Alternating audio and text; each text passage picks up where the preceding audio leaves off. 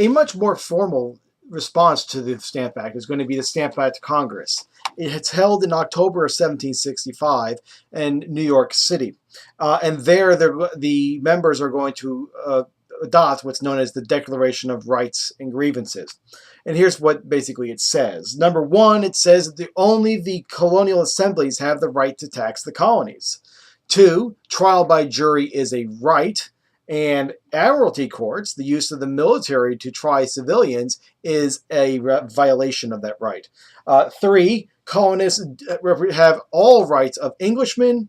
And number four, without voting rights, particularly when it comes to without any members in Parliament, Parliament cannot represent the colonists.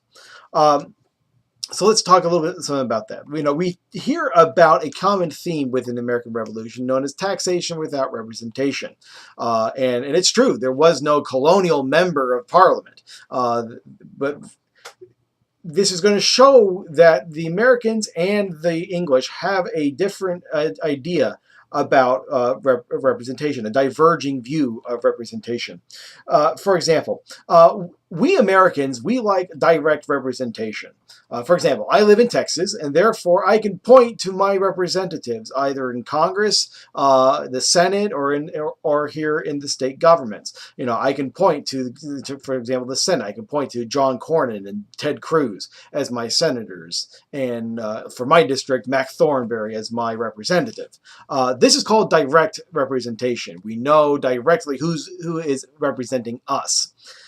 The English have a different system when it comes to this. They have what's known as virtual representation. And virtual, it comes from the word virtue. Now, I'm not talking about, good behaviors and good character traits, not that kind of virtue. What I'm talking about when it comes to virtue, I'm talking about the notion of sacrificing your self-interest for the good of the whole.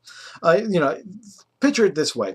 If you ever noticed that whenever you see one of these basic training shows on the Discovery Channel and on TV, particularly when it comes to even the Special Forces training, they're always carrying very large objects or unwieldy objects, and they have to do it as a team.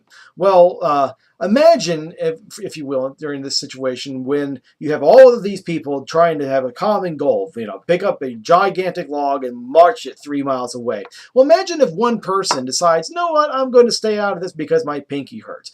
What do you think all the other members of the group are going to say when they hear, oh, your pinky hurts? What are they going to say? Well, most likely they're going to say, suck it up. That'll probably be the G version of it. But nonetheless, they're going to say, suck it up. We're all hurting. You need to come in and participate. You need to contribute to this goal. Well, that's kind of like what virtue is. You're basically, you should not, rely completely on your own interests, but think of the good of the whole. That's what virtual representation would be. The English would respond to an American grievance in terms of not being represented in Parliament by saying, yes, you are represented because Parliament represents the whole of the empire. You need to sacrifice your own self-interest. You need to sacrifice your selfishness for the good of the whole empire. Think of everybody else, not just yourself. That's what Parliament is here to do. So that's what, that is a diverging view of representation when it comes to the English versus the American colonists. In addition to all the things that I talked about in the Declaration of Rights and Grievances, the colonists are also going to declare the Stamp Act and all these acts unconstitutional. Again, there's going to be a problem with this. We Americans like our constitutions written down. All right, where it says clearly in black and white what the functions of government are. It's kind of like our syllabus. Imagine if I were to have a course without a syllabus. I just make it up as I go along based on my experiences as a teacher for the last 10 years. I mean, that would probably be utter chaos, and it could be whatever I wanted it to be. Us Americans, we like it written down. We like our syllabuses written down and given to us beforehand so we know what the rules are and know where things are going to, how things are going to go. Well, that's the American view. We like our constitutions written down. The English Constitution is not written down. It's basically the laws and precedents and traditions of English society from the beginning. So it can be pretty much whatever a person wants it to be, rather than something written down, very limited in terms of the scope of governmental powers.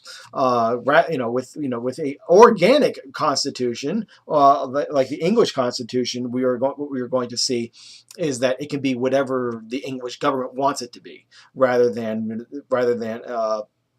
they pet the point to something and say, no, we can do it because it's written down right here.